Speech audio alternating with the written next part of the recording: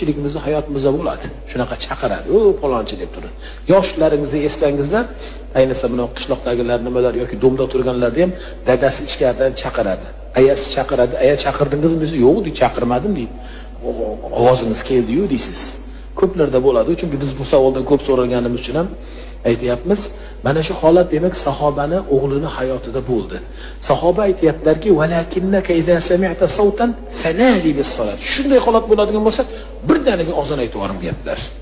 Ozon aytish kerak ekan. Agar sizni bir begona tovush, ya'ni biri chaqirdi-yu, hatto otangizni, hatto onangizni, yaqiningizni ovozda chaqiradi.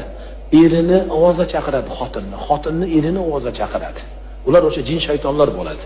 Agar shunaqa holat bo'lsa, uydamisiz, qay joydasiz, muhimi najosat yerda bo'lmasangiz, hammomda bo'lmasangiz, hojatda bo'lmasangiz, tezda ozon ayting ekan.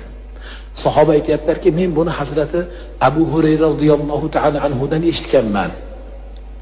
Hazrati Abu Hurayra radhiyallohu ta'ala anhu payg'ambar alayhisolatu vasallamdan rivoyat qilib aytganlar. Inna shaytona idza nudiya bis-salati adbara.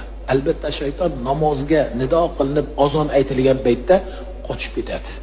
Demak, bu o'rinda ham nima? Bilindiki, azon aytilishlik joizligi. Nimada? Agar o'sha shaytonga duch kelib, shaytonning qanaqadir bir sharri ko'rinib turgan, his qilinib turilgan o'rinlarda ham mana shu azonlar aytilar ekan.